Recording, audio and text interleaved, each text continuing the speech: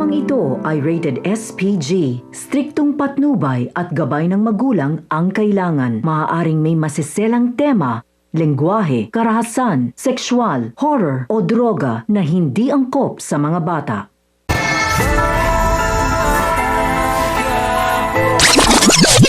Pinagkaguluhan naman si David sa kanilang lugar dahil sa dami niya nga ng dala ng mga bagong gamit.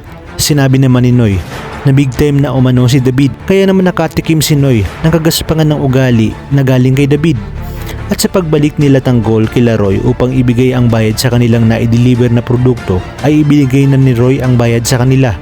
Nagtaka naman si Tanggol dahil sa napakalaki umano ng ibinigay ni Roy sa kanila. Sinabi nga ni Roy na mapagkakatiwalaan naman daw pala sila, at sinabi pa ni Roy na magdi-deliver pa daw sila ng 1 dosena nito. Kaya naman tuwang-tuwa sina Tanggol at Enteng dahil tiba-tiba umano sila sa ibabayad sa kanila mamaya.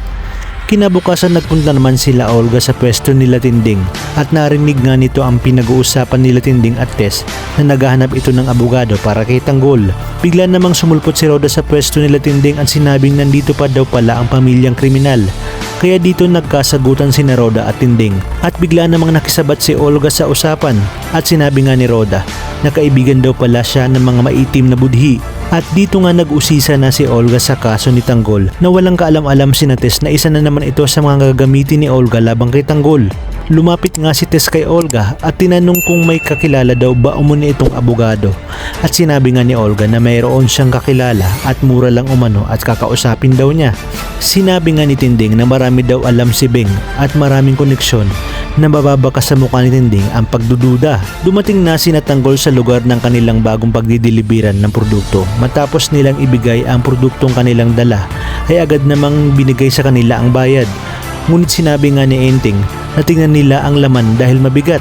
Nabigla nga sila sa kanilang nakita dahil napakarami umanong pera. Sinabi nga ni Enteng na duda umano siya na hindi pork and beans ang kanilang dinideliver at sa tingin niya umano ay droga ito.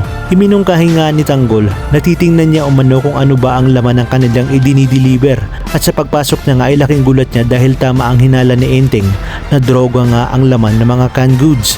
Sinabi nga ni Tanggol kay Enteng na tama ang hinala nila na droga ang laman nito at dali-dali silang umalis sa lugar.